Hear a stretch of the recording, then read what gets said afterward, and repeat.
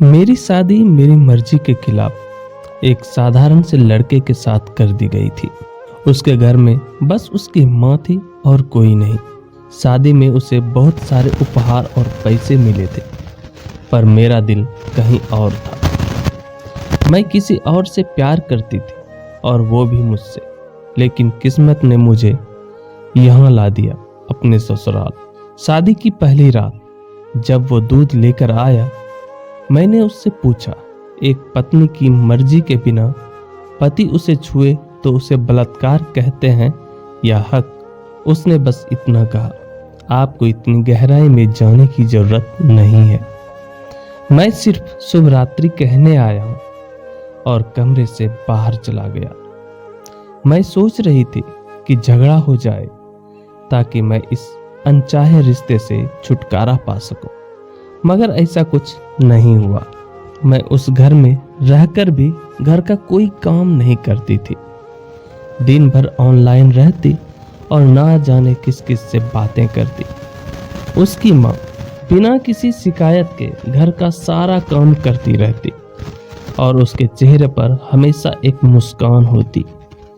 मेरे पति एक साधारण कंपनी में काम करते थे, बेहद मेहनती और ईमानदार थे। हमारी शादी को 1 महीना हो चुका था, लेकिन हम पति पत्नी की तरह कभी नहीं साथ में सोए थे। उस दिन जब मैंने उसकी माँ के बनाए खाने को बुरा भला कहकर फेंक दिया, तो उसने पहली बार मुझ पर हाथ उठाया। बस मुझे वही चाहिए था, एक बहाना झगड़े का। मैं पैर पटकते हुए घर से निकल गई, अपने पुराने प्यार से मिलने।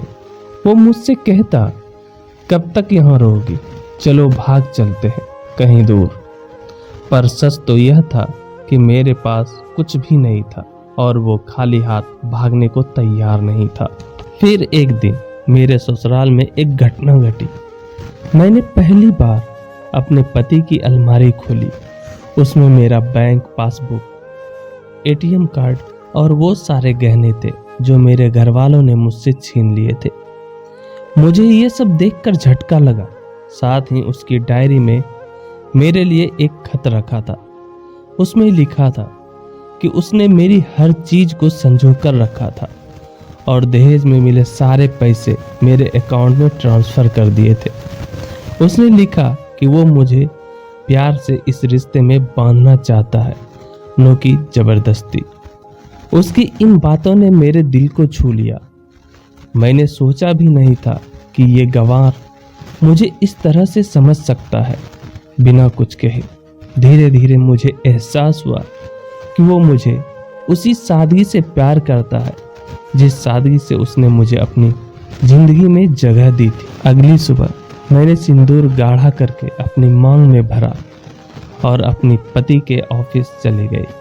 वहां पहुंचकर मैंने सबके सामने कहा, अब सब ठीक है, हम साथ साथ एक लंबी छुट्टी पर जा रहे हैं। उस दिन मुझे समझ आया कि जिन फैसलों को मैं गलती मानती थी वही मेरे लिए सबसे सही थे। मेरे माँ बाप ने मेरे लिए जो भी किया वो सिर्फ मेरे भले के लिए किया था।